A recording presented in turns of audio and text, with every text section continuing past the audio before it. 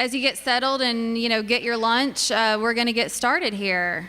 Thanks for joining us today on what turned out to be a lovely sunny day. I thought it was going to be all drizzly again. So I'm Erin Gallagher.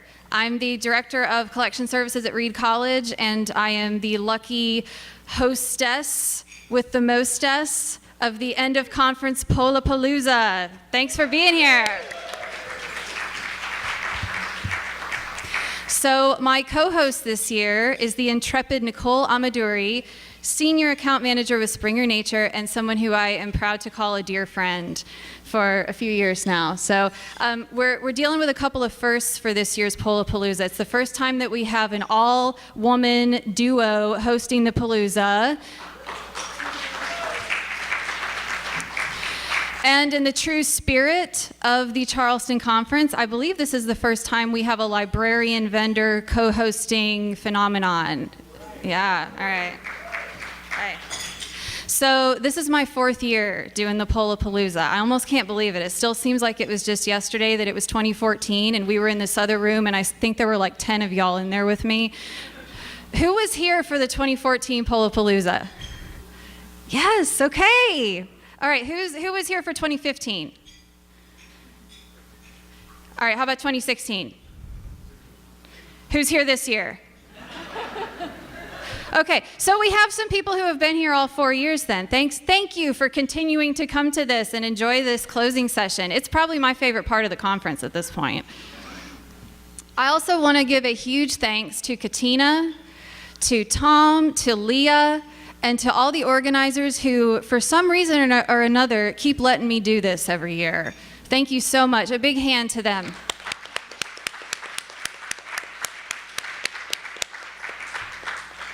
I also wanted to ask, are there any first-time attendees in the audience?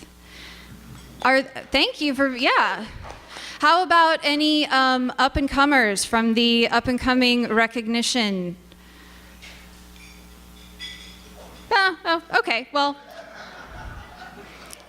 I'll remember that for next year. All right, so we're going to start off a little different this year. We're going to start off with my dear friend Nicole leading us in a Kahoot quiz adventure, and then we'll get into the polling. So, Nicole. Thank you, Erin. Okay, so everybody needs to go to, oh wait, I think we have another slide for this. How do I get to the Kahoot? Sorry, guys. Okay. There we go. Go to kahoot.it. You can do it on your phone. You don't need to download anything. It will work. It's free. And we do have a little prize for the winner. It's sort of a gag gift, but your amazing prize is a tote bag, a wooden Rubik's Cube, and a candle that I made at Library of Candlefish that smells like Laura Ashley from the 1990s. This is a public service announcement, but I do have an extra ticket to tonight's chamber music performance. They're doing Bartok and Higdon. So that is a real prize if anyone's interested at 7:30. After everyone's at Kahoot, do you want to, I don't know, wave me or wave at me if your phone is ready to go? Can I start it? You do want to create a name for yourself, create a nickname, create your real name. You can write something ridiculous. Oh, the pin is not going to show up until I actually hit play on the quiz. Yes. It's asking for a name. Yes, the game pin will show up in 2 minutes when I start the quiz. I'll do it now if everyone's in. I think I passed it. There we go.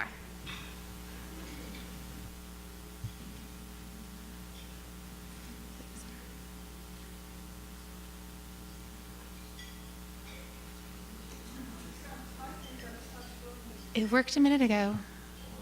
Let's try this. All right.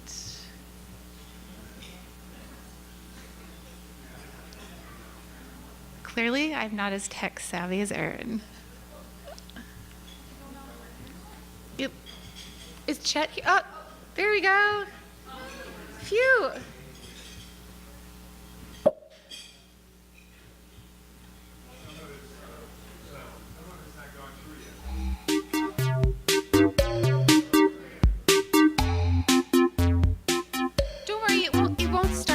I hit the start button? You went to Kahoot IT and can't get in? Okay. Because I see all your names showing up. Is Chet here? Maybe you can help the folks who can't get in on their phones.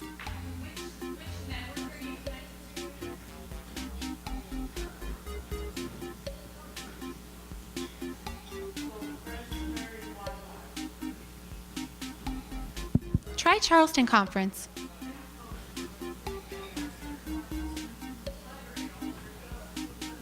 Yes, the password for the Charleston Conference Wi-Fi in this building is library, all lowercase.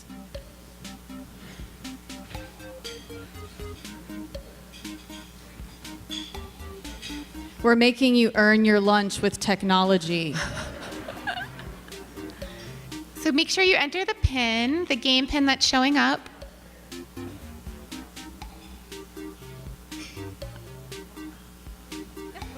All right, I'll let Aaron give me the go-ahead. Can I hit start? Let's do it. All right, let's see who our Charleston trivia expert is. Who thinks they'll win? Who's really good at trivia? I saw that, Jonathan. Okay. All right, off we go. Are you guys all set? Okay.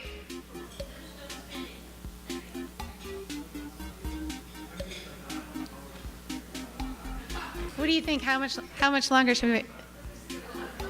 Okay. Sorry, guys. It looks like most people are in. I can see all your new names popping up.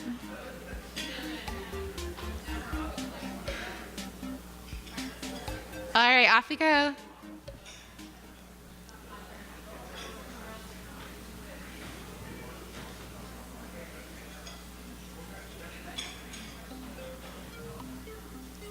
Charleston boasts the first blank in the U.S. You want to hit the symbol that matches the correct answer on your phone or device.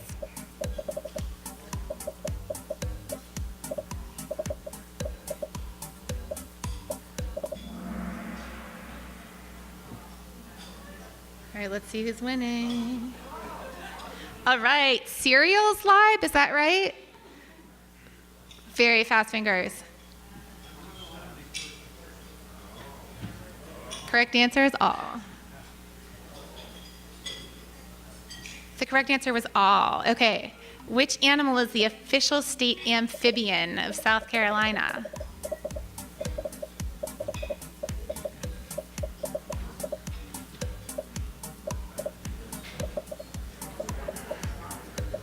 I'll give you a hint. It is not what I saw two of this weekend.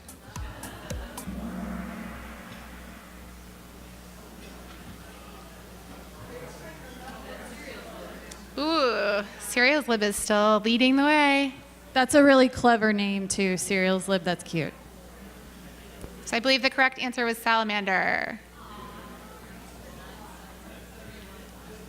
Okay, so former opera singer, I had to throw this one in. Which opera was written in Foley Beach?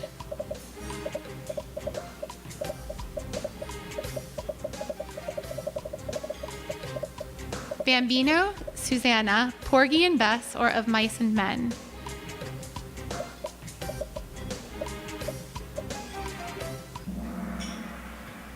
And the correct answer is Porgy and Bess, of course. Wow, Cereals Lib, Trey, and Wario, way to rock it, guys. I finally got one right. Woohoo! Okay, the South Carolinian should be able to get this one correct. In what year did South Carolina enter the Union?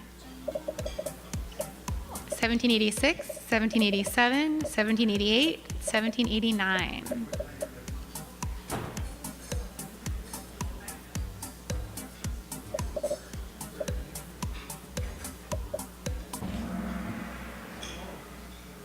Ooh, Iolanthe jumped to the lead.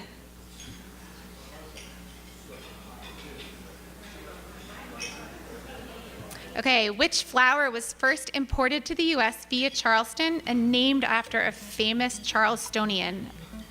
Charlestonian?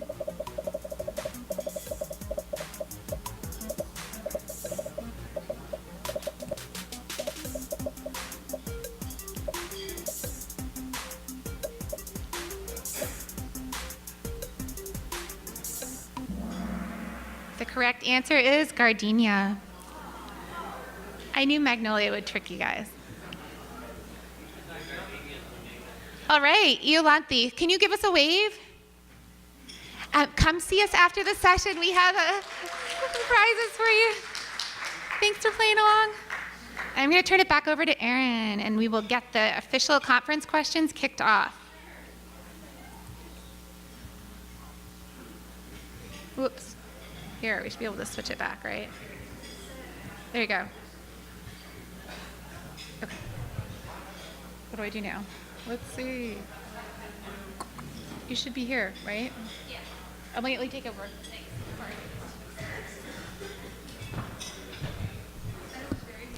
Thanks, Nicole, for making me realize I know nothing about South Carolina trivia. Apparently, I'm not very good with this new touchpad up there either, so. All right, so I thought it would be kind of fun to do a look back on the last 4 years of some responses to one of my favorite questions in our Poll-a-palooza, which is, what is the hottest buzzword of the Charleston Conference? Here are the hottest buzzwords. I did a little word cloud for the 2014 Poll-a-palooza, where, as I said, I think we had maybe like 12 people in the audience, so that was a real diehard crew. My favorite here is this top one, which I believe is MacGyvered. Do you remember that? Yeah. Okay.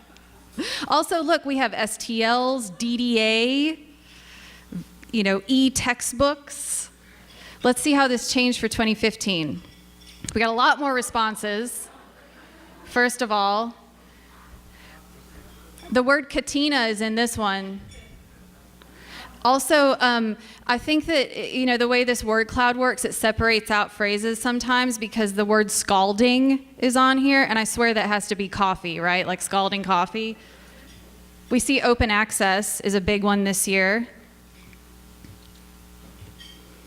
Check out 2016. We have even more responses. Open access is also massive this year, as is big data. So this was just last year. We got pirates. We have Canadian. APCs have made a debut. I don't think I saw APCs in the last couple of years of Hot Topics. We got Sci-Hub last year. We got Trump. Let's all take a moment to remember this time last year. We got altmetrics. So it's really fun to see how sometimes there are some really major changes from year to year in what we consider to be the hot topics of the conference, but there are some things that don't seem to change from year to year. There's some things that we've been talking about for a long time and that I think are going to be really sustainable. All right. So this was my question from last year. What do you think will be the hottest topic of Charleston 2017? So these were your predictions last year. We got zombies on this one. Also, once again, open access, big data. Extinction was a little worrisome. We also have dogs, yeah. Extinct is another one. Boy, y'all are a real positive crowd. Communicating, visualization, budgets. So I think that a lot of this has come true. I've found myself having a lot of conversations about these things this year. Oh, there's cats. Okay, that was the other one. Not just dogs, but we also got cats. Oh, counter 5. Nice. So let's see what we come up with this year. So I want to remind you all again what a palooza is. It's an all-out crazy party. Partying at one place with a ton of people like there's no tomorrow. And according to some of y'all, you didn't think there was going to be a tomorrow last year. So the deal with the Poll-a-palooza, if y'all haven't used it before, you're going to want to go to this URL, pollev.com/chisconf, or you can respond via text message. I will say that the very first question I'm going to ask, you're only able to respond via the web portal, but all the rest of them you'll be able to use your text response, and you'll see why in a minute.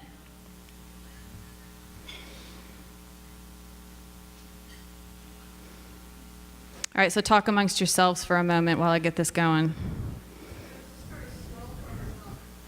Yeah, it's and when you get to the screen, what you should see is that none of the polls are open yet, so it tells you to wait a minute. And the connection in here is a bit slow, but unfortunately, I don't have those powers within me to change that. Okay.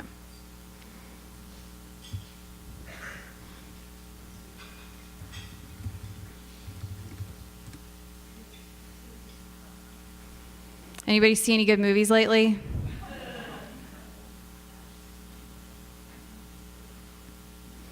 This got X'd out somehow in between, but I'll get us right in. Did anyone go to Lollapalooza?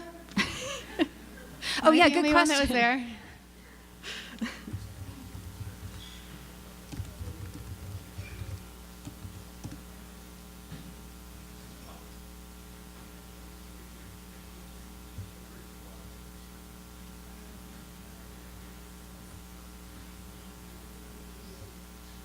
All right, here we go. Ready? First question, where's everyone from?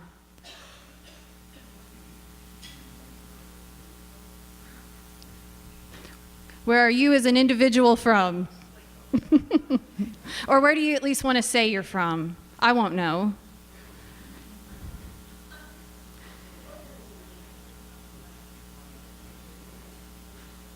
Oh, wow, okay. Well, some people have started out somewhere, but then decided they're not from there.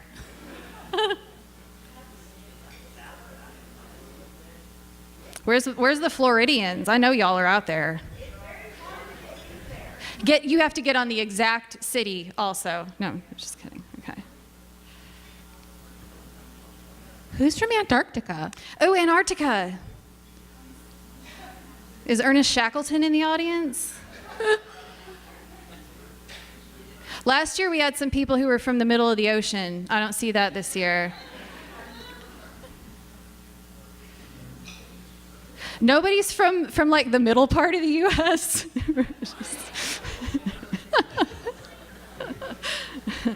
All right, so we have people from all over the place. And okay, there we go. Looks like mostly grouped on the East Coast, which makes sense.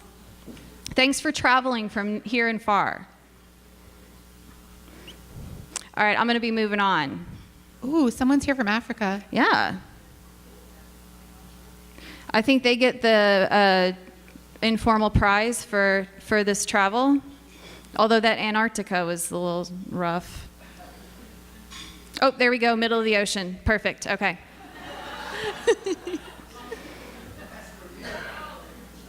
Next question, are you a first-time attendee of the Charleston Conference? If you just wandered in off the street because you wanted lunch, you might respond with C.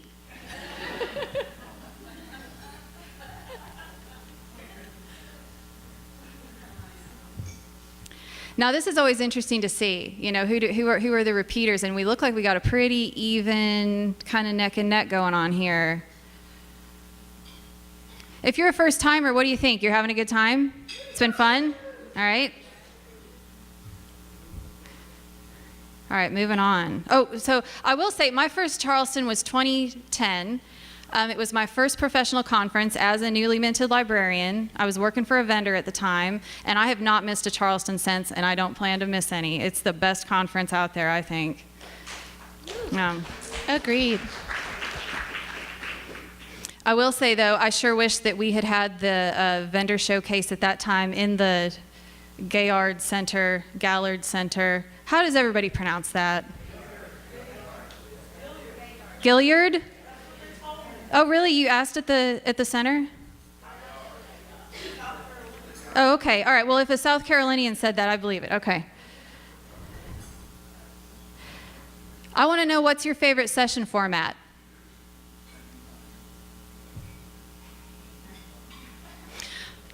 Do y'all remember when we had happy hour sessions? Like you go get a drink at the bar and then you go to a session? Let's bring that back.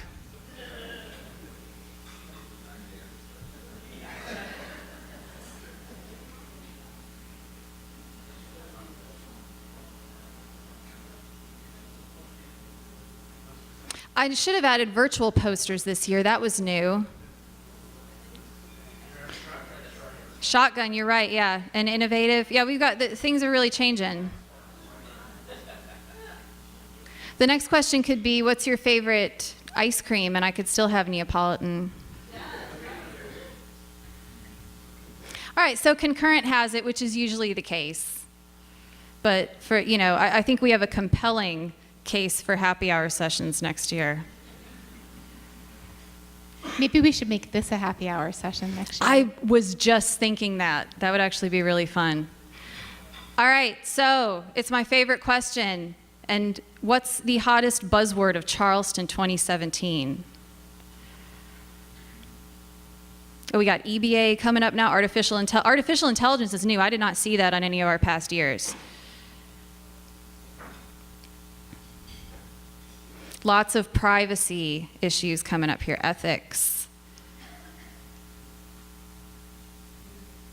Green glass. Oh, thank God, print. It's still there. AI, lots of AI. Yeah, that's true, yeah. Okay, now I see how this works. Thank goodness we're a profession of acronyms. Oh, collection development. Publisher-library relationship. All right, open access. Oh, death. That'll show up in the word cloud next year, and we'll all be wondering what was going on. Leadership, yes. All right. Okay, y'all. Well, I'll be interested to look at this next year and see what we think and see how things have changed. Although, if considering that artificial intelligence is a big buzzword, we might not even be here. It's going to be our robot overlords next year. They'll probably know how to figure this out better than we do. They will, yeah. All right, so I got an opinion question for y'all. Institutional repositories will play a key role in the future of scholarly publishing and research dissemination. Yes, you agree? Pish posh, you disagree? You're on the fence? Or what do these words mean?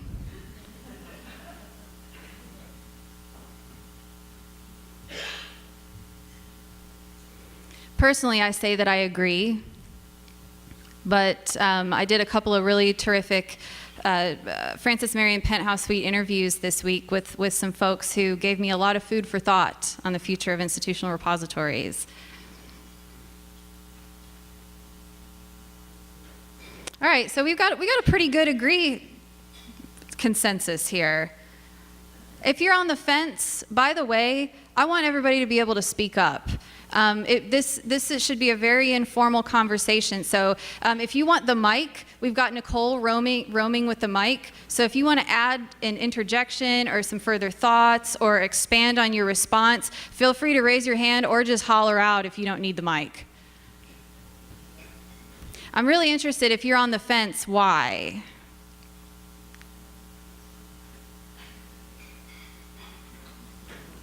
Angie? Because the tools for institutional repositories are being bought out by commercial entities, and that raises questions about the long-term viability and sustainability of those infrastructures. Thanks. I think that's a valid concern.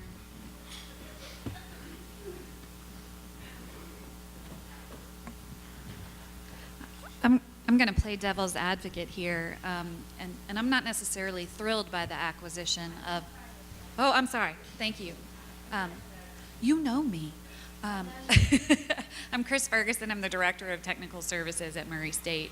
And to play devil's advocate in response to that, while I am not necessarily thrilled by the most recent acquisition of an institutional repository by a commercial entity,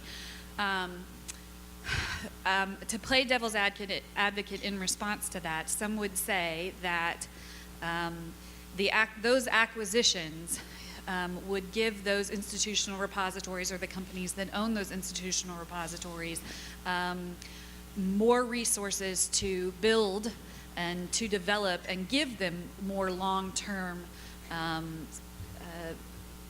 resources and longevity than than they have at this point in time. They are able to do more because they were bought than they were before. Thank you. Yeah, thanks.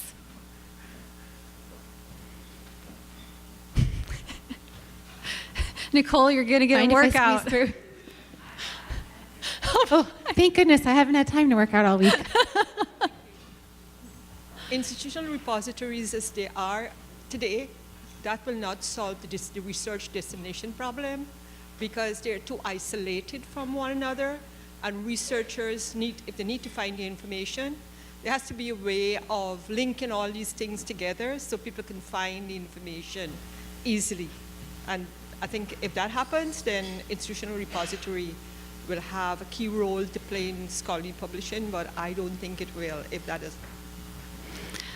We can't hear, and we need her to try to identify herself. I think we're going to ask you to repeat that. And can you start by telling us which institution you're at? Sorry. We're thrilled to hear where all of this wisdom is coming from. I'm Luty Salisbury, and I'm from the University of Arkansas in Fayetteville. And I'm the biochemistry librarian. And I think, scientists, I deal with scientists all the time, and they do not look for information in repositories. The information has to be easily findable. And so as repository exists today, they are too separate. And so it has to be some way of bringing all these things together so that people can find this information in one place, and they can be findable through the databases that faculty go to or researchers go to start their search for information. And if these things are linked in some way, that'll be so good for the future of scholarly publishing and communication. I agree. Good point. And also a good point that IRs aren't necessarily the end-all be-all. It's not the only solution to the issues we're facing, but I think that they do play a role and will play a role. And also, I grew up in Arkansas, so we need to talk. One more? Yeah, let's do one more. Sorry, that's a bit loud. Okay, I'm Ian Mulvaney. I'm with Sage. I'm head of product innovation. So I'll just put it out there. Embrace turning your IRs into preprint servers. Preprints are going to be a significant player in the future of scholarly communication, notwithstanding all of the institutional and cultural problems with them, but I think that's a nice way of attacking the problem. Thanks. And as people have been speaking, you notice that we've had a little bit of an adjustment in our response. So That's very cool. all right.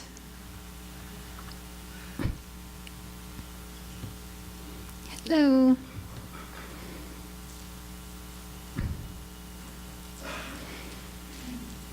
Technical difficulties.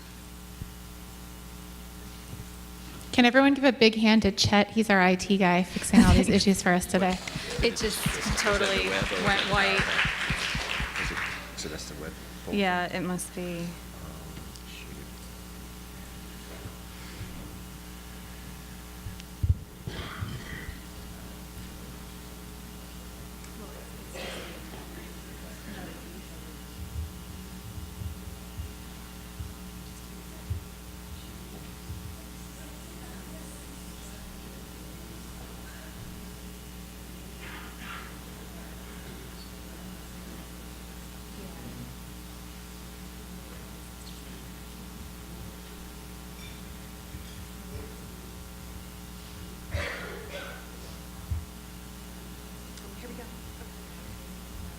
Woohoo! Thanks to Chet. Woo!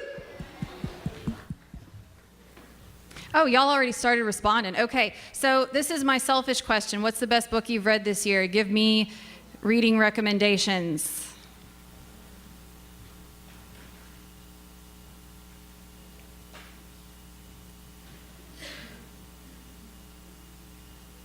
I don't think I've read any of these yet. Oh, Handmaid's Tale. Okay.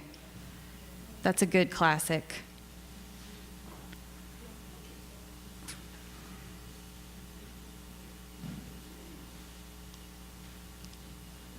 Wow, okay.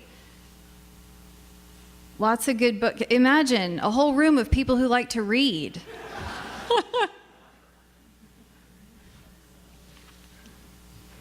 All right, I've not heard of a lot of these. I'm gonna download this as a list for myself, and this is my reading challenge for this year.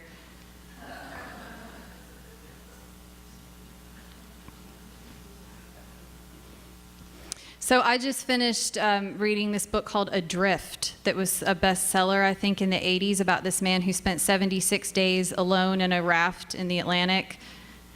It definitely puts your own life into perspective. Oh, Adrift. There we go. Thanks, somebody.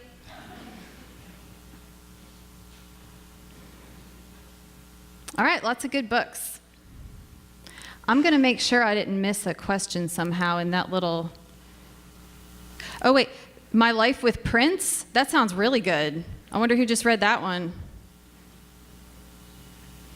My former supervisor from Rollins is here, and he's a big Prince fan. Okay, we didn't miss one. We are all shipwrecks. Ooh, that sounds good.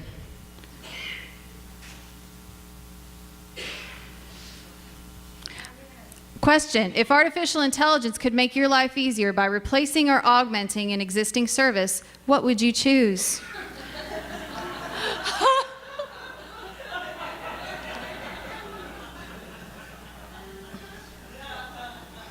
Think carefully about who you're sitting next to as you're responding.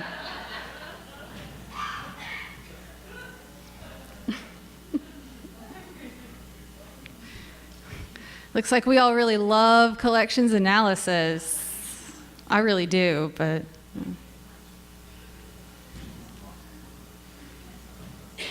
Well, we can only hope that this time next year this has all come true.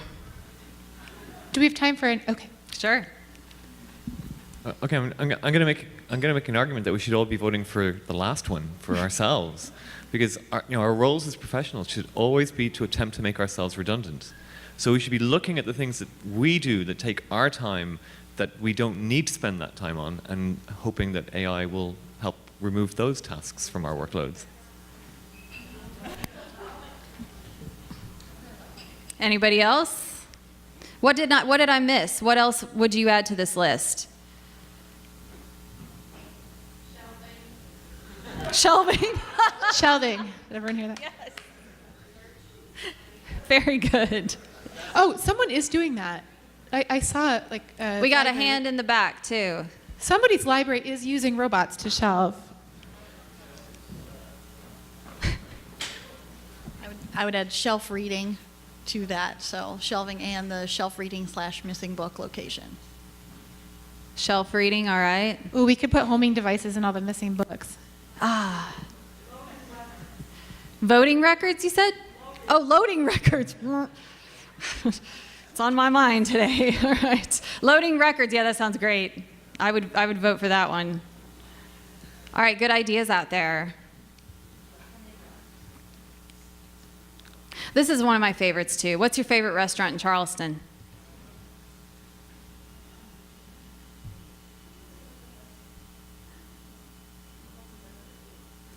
If anybody says McDonald's, we got problems. Although, no judgment. The one I haven't been to yet. I love it.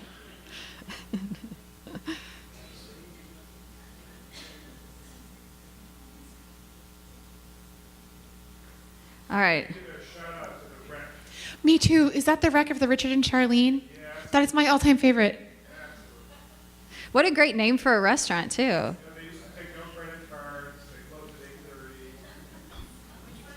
8:30. They do take credit cards now. The wreck of the who? The wreck of the Richard and Charlene. It's right on Shem Creek over the bridge, and you watch them take your oysters right out of the creek and hose them down, and the sunset's beautiful over the ships.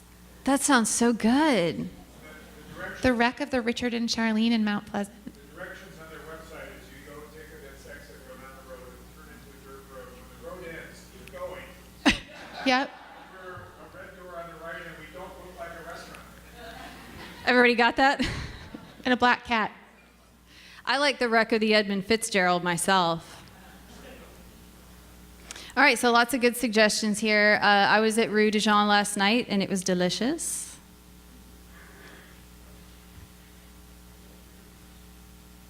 This is something that's kind of near and dear to my heart because I feel like I've reached a point in my career where maybe I'm ready to stop being a mentee and maybe start doing some mentoring myself. I think it's really important. So what are your experiences with mentorship in our profession? Are you actively mentoring? Are you being mentored? Maybe you're interested, maybe not.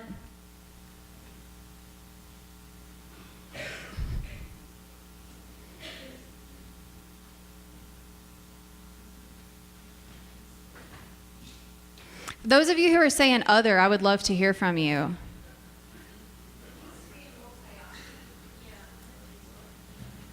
Oh yeah, you could definitely, have multiple responses. You could be mentoring and also be mentored at the same time. I think, in fact, that's how a lot of us have experience with this. Oh, okay. If anyone wants to speak to why they're not interested, I think we'd love to hear about that too.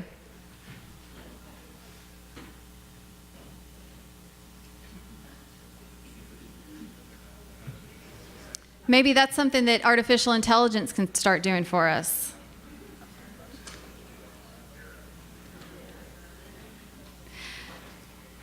All right, well, if you do have any other thoughts on mentoring, I'd love to hear them. If not, I'm really glad to see that there are so many people out there who are actively mentoring or being mentored. It's really important. I would call out somebody in the audience, but I don't see him here. When I first started with a vendor, which I did not expect to do right out of grad school, I thought I was going to go straight into libraries. I really needed some strong mentorship and was lucky enough to find that in the intrepid Mr. Bob Nardini. Are you out there, Bob? No, I would have seen Bob. Okay. Well, he was really great, and I'm always thankful for that. I'm going to wager that B is actually higher because I think that most of us who value mentoring make it a point to always be mentoring and be menteed or mentored at the time. But if you pick A first, if you saw it first, you can't hit B too. Mm-hmm. So I'm going to wager it's actually higher. Yeah, and the operative word here is actively too. I think sometimes we do these things passively, we do them informally, we don't even really have a formal role or position as a mentor, but we're doing a lot of things organically.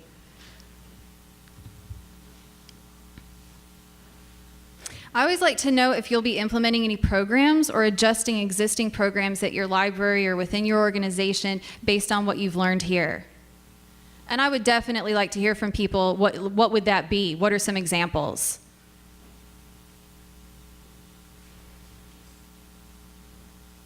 Coming, Jonathan. Will you just tell everyone who you are? In case they can't see your t-shirt. Jonathan Harwell, Head of Collections and Systems at Rollins College in Florida. My wheels are turning about the Internet Archive because we let go of a lot of weeded books and a lot of gift books we don't need, and now they're going to a certain charity, but I'm thinking maybe directly to the Internet Archive for their project. Thanks. Anyone else? Is anyone's boss here? Better come up with something if you want to come next year. Oh, we have a hand up in the front. Awesome. Will you announce yourself to everyone too? Thanks. Hi, I'm Angie Mays at the University of Kentucky, Director of Collections. I'm going to implement some things I've learned about analytics dashboards. Very cool. Anyone else?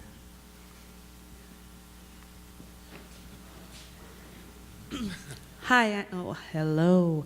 I'm Dawn from Iowa State University. I don't know if I'm really going to be implementing or changing programs as much as I'm planning on taking a more active role in data gathering and trying to look at what we do have more objectively to figure out how I can pull more of the evidence-based. That really struck me. So it's not necessarily, I guess, implementing programs as much as trying to work with the data more, try to get more from data. Thank you. Anyone else want to share what exciting things they're looking into once you go home? It's a real obstacle course for Nicole out there. Thank you. Yuan Li. I'm scholarly communications librarian from Princeton. I learned so much. I have a long list that I wanted to go back and then to look into. But the two of things that at the top of my head is that first I wanted to go back and then to implement the on-paywall on my browser. On my browser. And the second thing is I wanted to talk to the library and the Center for Digital Humanities and the Council for Humanities about the open access monograph publishing initiatives. Thank you for sharing. Yeah, Very cool. thanks everybody. I also just installed Unpaywall recently and have had fun playing around with that.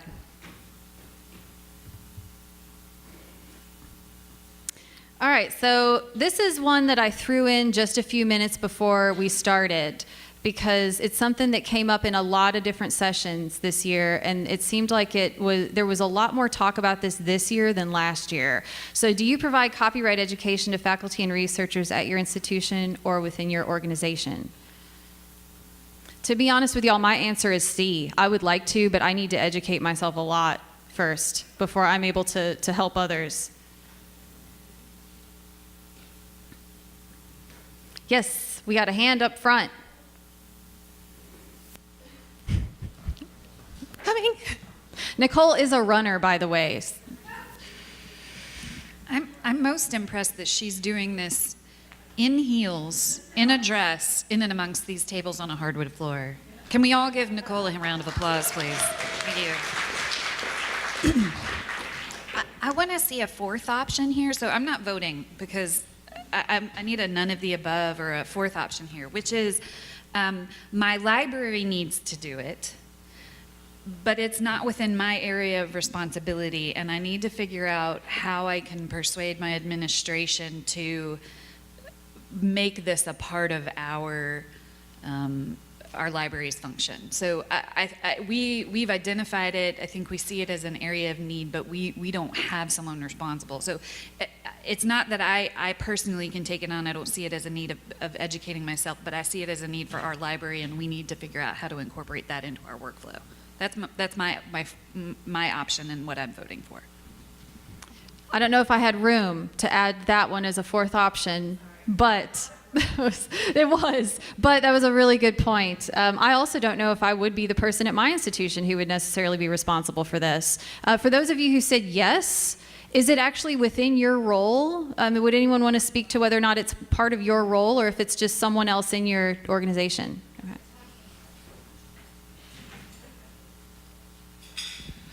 I've done workshop for faculty on copyright, and I really just covered basic definitions, basic terms, and then a lawyer in media, or somebody in the media department that's also a lawyer, talked about current interpretations of copyright law.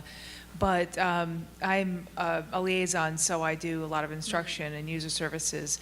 And in implementing the ACRL framework, there's more of a focus on students understanding intellectual property. So that's kind of another end that we're taking advantage of to have an impact on the curriculum through library instruction.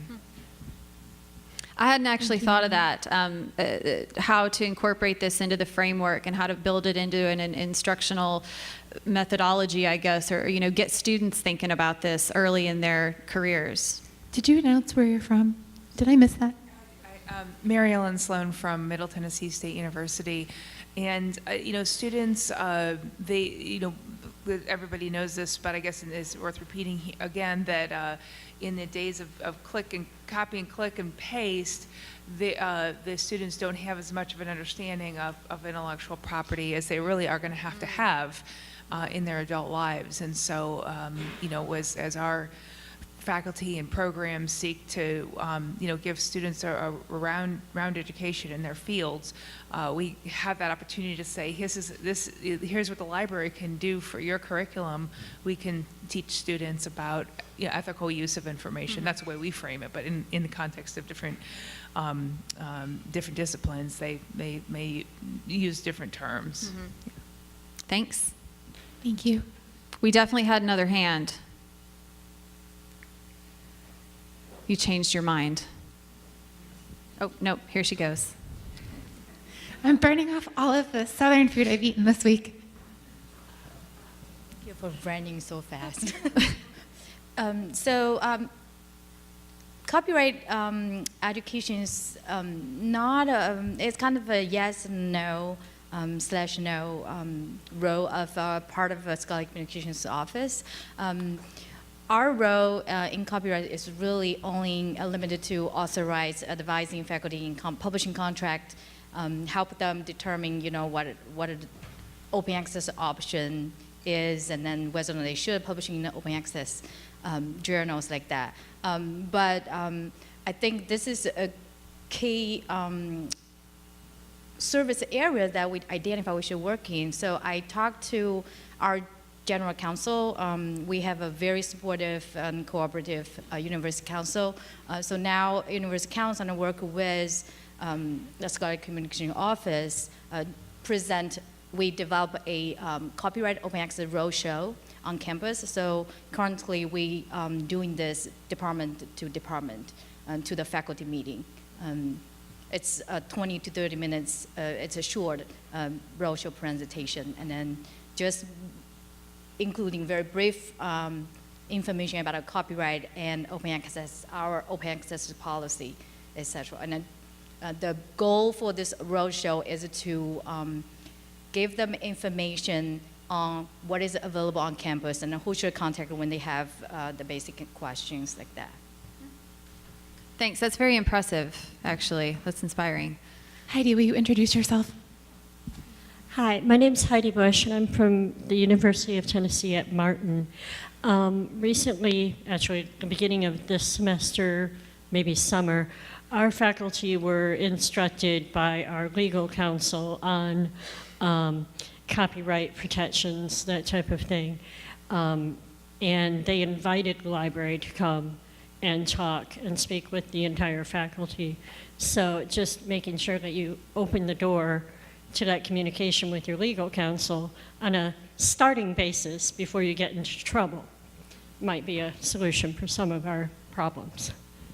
Thanks. Lots of good ideas. All right, open-ended question here, and you can respond as many times as you want. What will be some significant forces that are going to change our profession in the next 5 years? Now is the time to respond with zombies.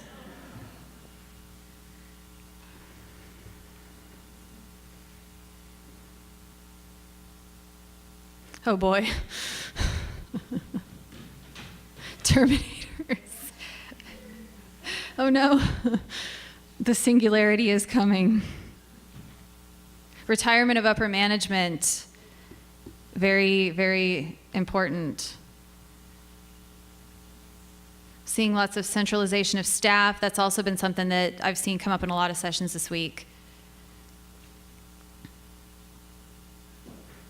Lots of AI. 2020 election, very good point.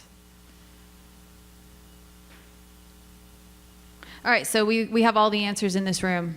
We know what to do, and done. Yep. Yeah, I decided not to have a question about that. Let's just talk about what the problems are. That's a good, where do libraries fit in our ecosystem? That's also a good question. So who has the answer? Please raise your hand. All right, thanks y'all. This will be a really interesting one to look at in the coming years as well, our responses here.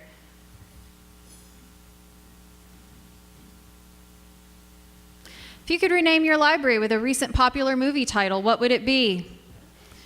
The Dark Tower, Wonder Women, Get Out, The Big Sick, It, or The Lost City of Z. Although I really wanted to say like The Lost City of Z's is in the Library of Congress classification.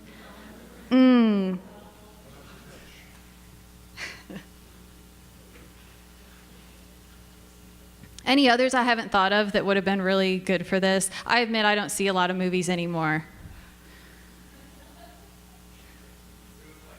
Suicide Squad. Oh!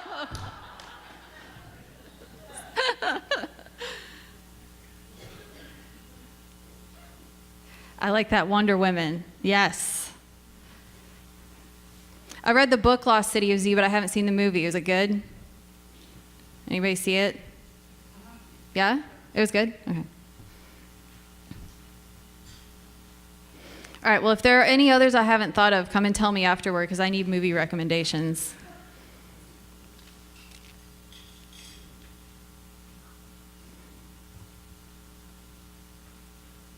All right, we're going to be looking at this time next year, so let's think carefully. What do you think is going to be the hottest topic of Charleston 2018?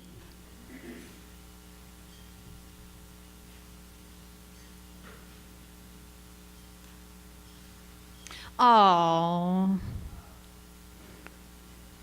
who's Aaron Gallagher? Ooh, it's just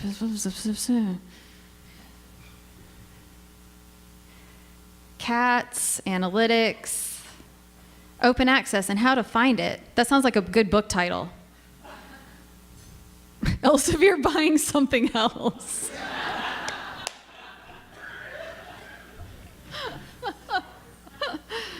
Oh boy. Relationships. Okay, I think we're going to be seeing a lot of open access. Elsevier buys everything, including Google. All right, I think these are pretty good predictions, y'all, and I think that we will definitely still be talking about a lot of the B-Press being sold again.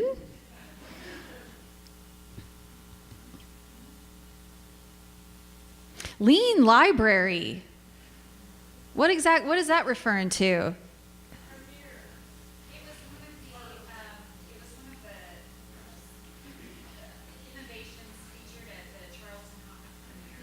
Oh, okay. Yeah, I didn't end up making it to that Lean library. Okay, I got to look into that.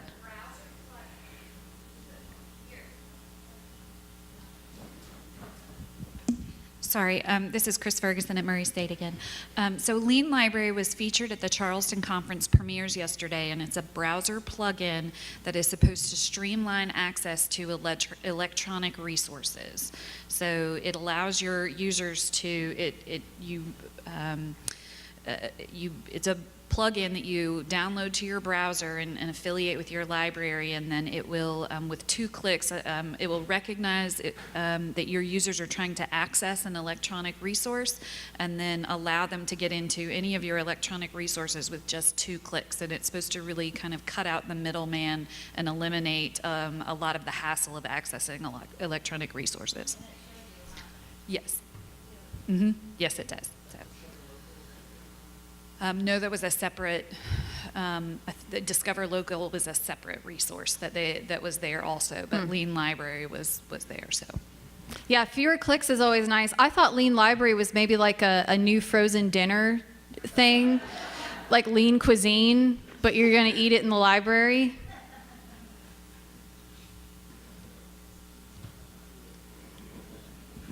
It was, so Lean Library was kind of the runner-up, the top. We did voting at the end of the Charleston Conference premieres, and I say we, I didn't do anything. Trey was raise your hand, Trey. Trey coordinated and led the Charleston Conference premieres, and he did a poll and voting at the end of that, and Lean Library was a very close second to Code Ocean, which was another top of the Charleston Conference premieres, so I highly recommend that everybody take a look at those. Thanks, Chris. Thanks. So this is a new question that I thought would be really fun. If you could change one thing about the Charleston Conference next year, what would it be?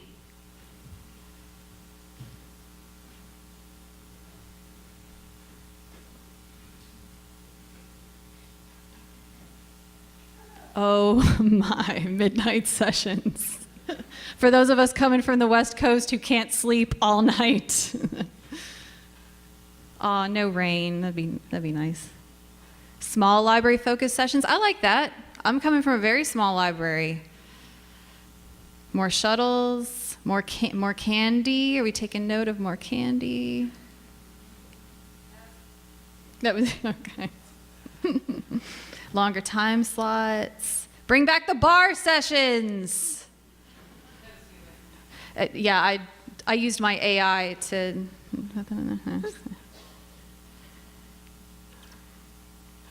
Lunch, oh boy, lunch session provides lunch. Fewer concurrents. Maybe we could all get little Charleston segways next year. Can you imagine? We're all segwaying around. Registration at the Gaillard? Okay. Okay, we got lively lunch on the tables. Workshop type options, I like that idea as well. Yeah, some interactive learning. Dine arounds every night. I definitely dined around every night. Open bar, just in general. A constant running open bar. Yeah, 24/7 for those midnight sessions, right?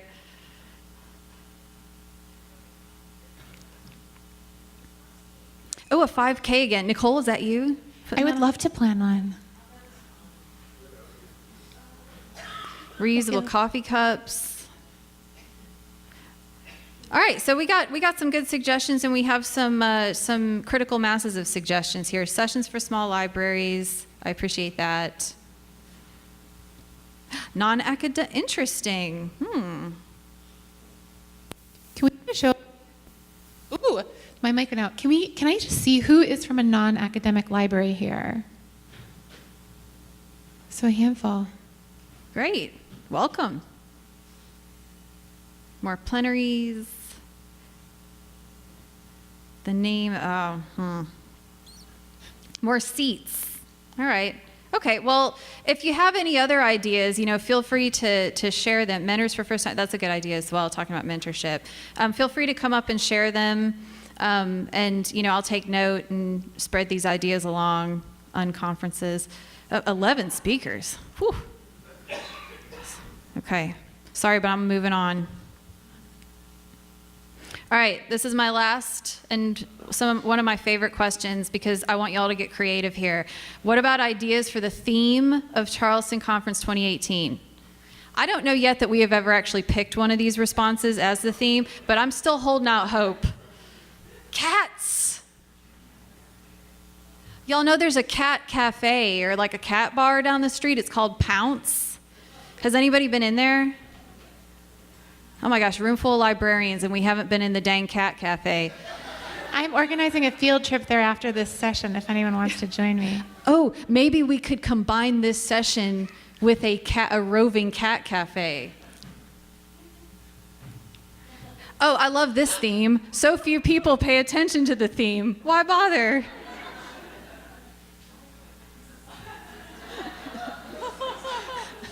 Resistance is futile. Oh, that's the theme. Well, Ray Bradbury. I like up the down staircase. Oh, I do kind of like that one. Existential dread. Okay, now.